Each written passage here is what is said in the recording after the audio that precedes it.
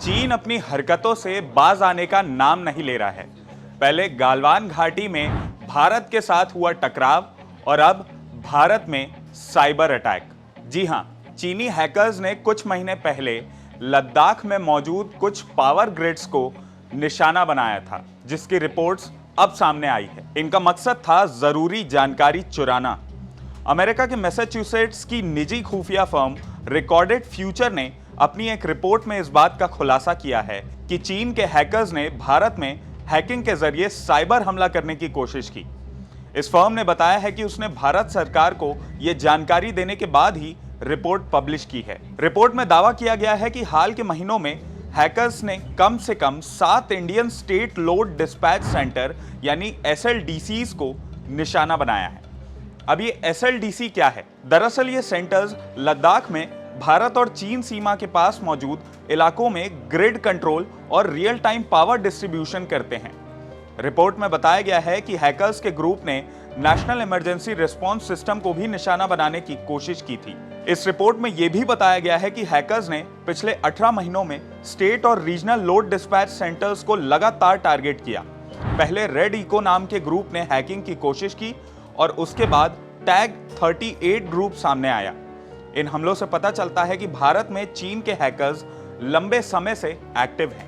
ऐसे ग्रुप लगातार खुफिया जानकारी जुटाने की तलाश में रहते हैं। जिस कंपनी ने यह खुलासा किया है, उस रिकॉर्डेड फ्यूचर ने ही मुंबई में 12 अक्टूबर 2020 में हुए 12 घंटे के ब्लैकआउट के पीछे चीनी हैकर्स का हाथ होने का खुलासा किया था। अब तक चीनी हैकर्स ने भारत में बिजली सप्लाई को ही ज्यादा टारगेट किया है।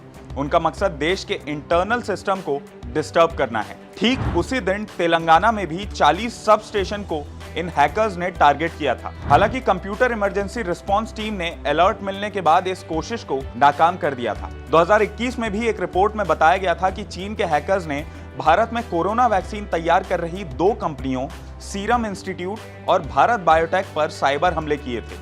हालांकि चीन के विदेश मंत्रालय ने एक बयान जारी कर ऐसे सभी आरोपों से इनकार कर दिया था। भारत ही नहीं, चीन ने अमेरिका और यूरोप के कई देशों पर भी साइबर हमले किए हैं। 2021 में अमेरिका की 3 जांच एजेंसियों नेशनल सिक्योरिटी एजेंसी यानी NSA, cyber security and infrastructure security agency यानी CISA और फेडरल ब्यूरो ऑफ इन्वेस्टिगेशन यानी FBI ने जॉइंट स्टेटमेंट जारी कर यह आरोप लगाया था।